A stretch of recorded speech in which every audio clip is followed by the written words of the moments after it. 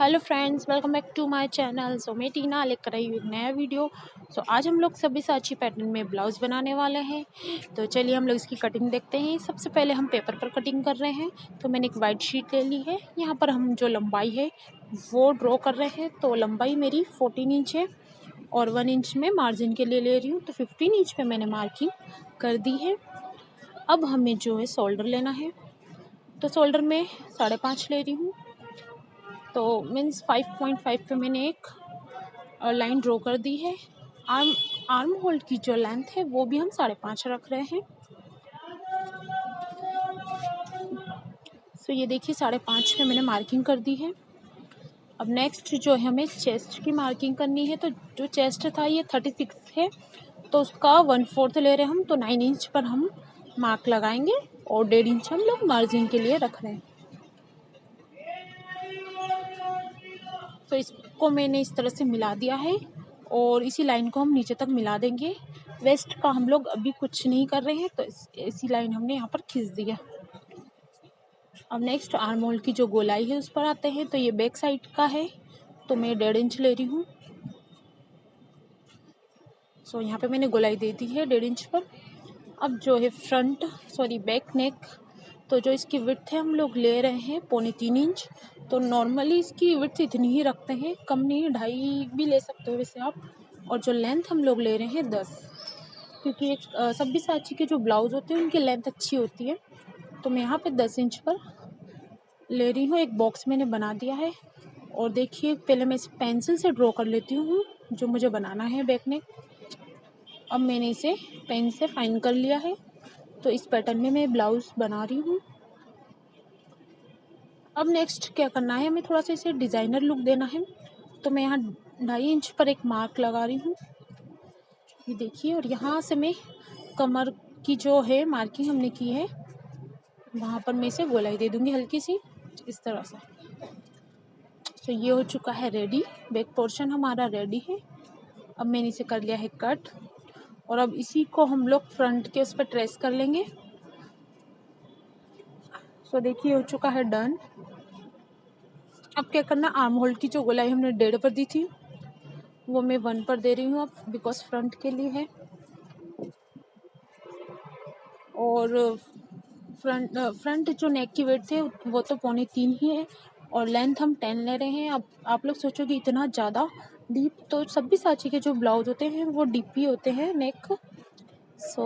मैंने यहाँ 10 इंच पे मार्किंग कर दी है और 3 इंच की हम लोग पट्टी लगाएंगे एक इस पर, तो ये ठीक रहेगा, ज़्यादा डीप नहीं लगेगा। बस अब जो भी डिज़ाइन बनानी होती है हमें, मोस्टली यही डिज़ाइन जो है सब्यसाची के पैटर्न में आप लोग देखोगे। देखिए मैं पहले पेंसिल से ड्रॉ कर रही हूँ, देन मैंने इसको फाइन कर लिया है। मैं इस पैटर्न में बना रही हूँ।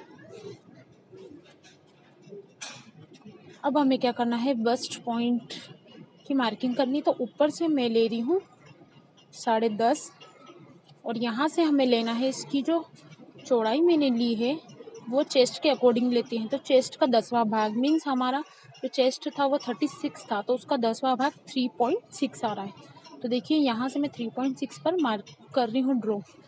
एक पॉइंट हमें मिल चुका है, ऊपर से 10.5 और यहाँ से 3.6। अब हमें क्या करना है,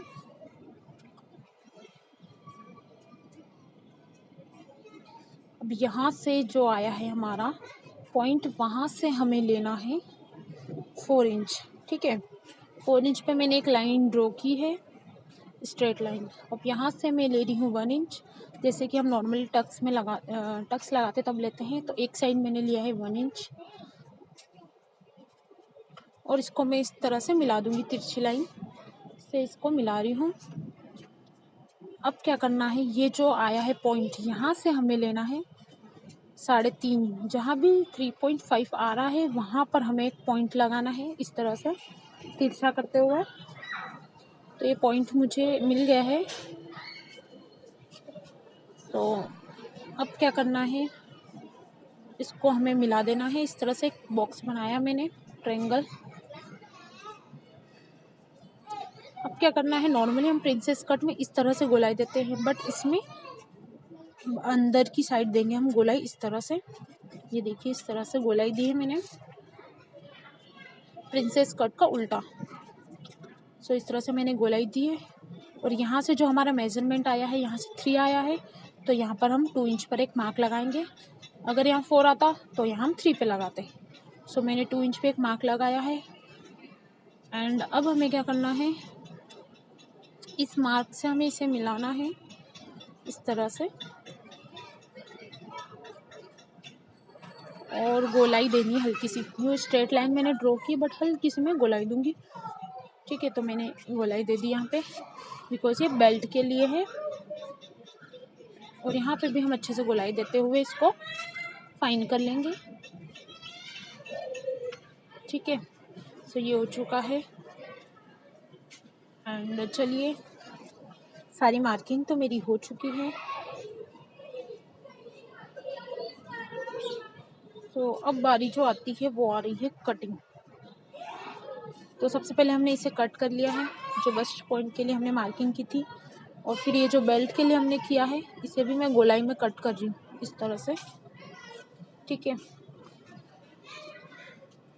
एंड फिर जो है ये हमने 1 इंच का लिया था, इसको हम कट कर रहे हैं इस तरह से।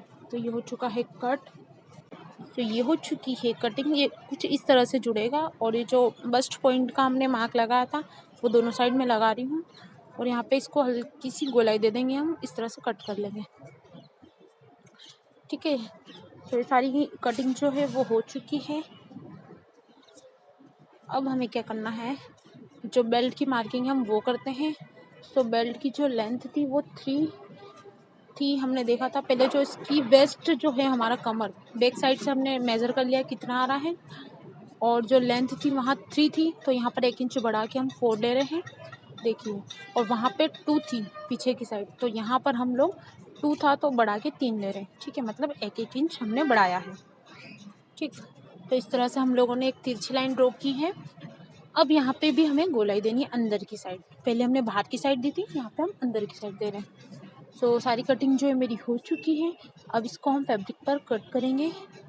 तो चलिए, फैब्रिक पे मैंने सबसे पहले अस्तर ले लिया है, हमारा लाइनिंग जो है, तो उस पर मैंने रख दिया इन्हें इस तरह से। सो बैक साइड जो है वो एज इट इज़ कट होगा, लेकिन जो फ्रंट वाला है वो जहाँ से बस्ट पॉइंट हाँ या टक्स हमें लगाना है, वहाँ से हम 1/2 इंच बढ़ाएंगे, देन इसे कट करेंगे। और बेल्ट में भी हम 1/2 इंच बढ़ाएंगे। सो देखिए, 1/2 इंच मैंने यहाँ से बढ़ाया है, 1/2 इंच यहाँ से बढ़ाया है, और 1/2 इंच बेल्ट में भी मैंने बढ़ाया है। ठीक है, सो अब इसे कर लेना है कट। और जो मेन फैब्रिक है उस पर हम इससे कर लेंगे कट। एंड स्लीव्स जो है वो मैंने कट कर लिए, वो भी मैं आपको बताती हूँ अभी अपने फैब्रिक के अकॉर्डिंग। ये देखिए, स्लीव्स मेरी कट हो चुकी है। आप अपने अकॉर्डिंगली जितनी आपको लेनी हो